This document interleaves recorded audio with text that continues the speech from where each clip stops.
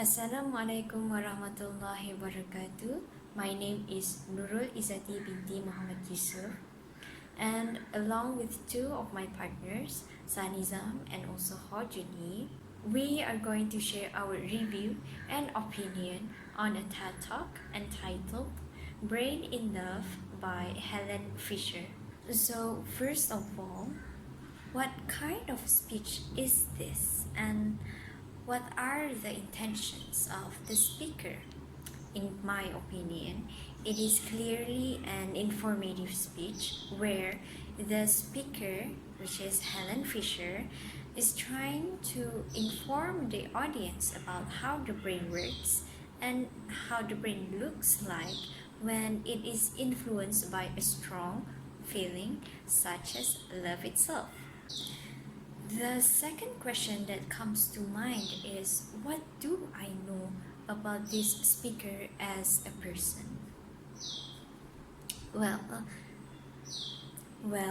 seeing her topic is about the brain, I can say that she might be a neurobiologist. A neurobiologist is a group of people who studies about the brain. And while watching her video, I dare say that she might be an expert to human emotions, such as romantic love. This is because her data and her results that she has presented are very detailed and specific. The speaker, Helen Fisher, began her speech with a reasonably simple introduction. She briefly explains of her experiment. What is it about? Who are the participants in the experiment? The next part, however, begins by telling a short story of the research to the audience. The short story is, of course, related to the objective of her research.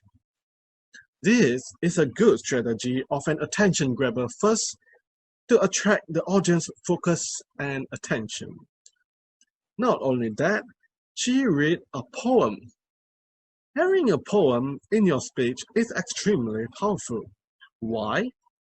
Because if you are looking for a way to make your audience come to tears or break out in laughter, then perhaps what you need to do is to incorporate some poetry into your speech. I'm not talking the roses are red, violets are blue kind of variety, but rather poems that really mean something and which can lend their weight to your speech. Moving on, the structure of her speech is excellently done. It comprises all elements of a speech, which is an introduction, the main body of the speech where you make your arguments, and in the end, the conclusion. She also uses outstanding English to speak, not slurring any words or using any jargon, and crystal clear pronunciation on all the speech parts. Not only that, she expresses her opinions in her speech. Expressing opinion is as helpful as opinions are the elements that make a speech interesting. Whatever you are writing a speech about, express yourself. Don't just write about your topic, write what you think about it.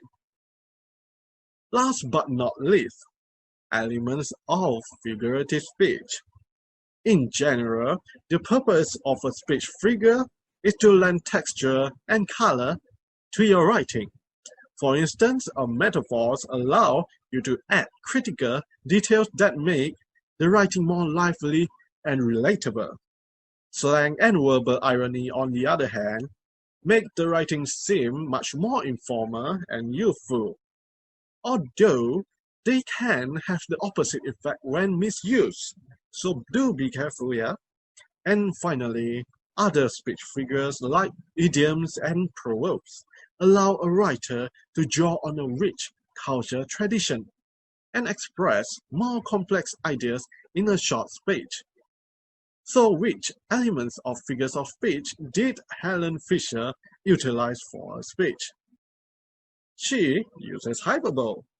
Now, hyperbole uses exaggeration for emphasis or effect. For example, her sentence of "But romantic love is much more than a cocaine high. At least you come down from cocaine." Now, this sentence, she emphasized that love is just as addicting as cocaine, a highly addictive drug. And that's it from me. Next, I'll pass on to my next group mate, Sahniezam. Thank you very much. Assalamualaikum to Miss Zakia and my friends. For the next point is structure. How does the speech structure? The speaker of the Tedtalk start by the introduction to introduce herself and his colleague Lucy Brown. And by that, what is the governing idea of the speech? The governing idea of the speech is delivering to experiment research that she conducted with her colleague, especially using the CT scan.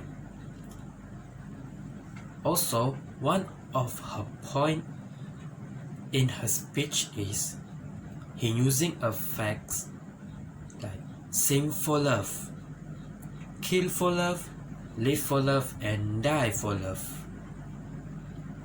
And the argument that the speaker built in her argue is using a poem like 1896,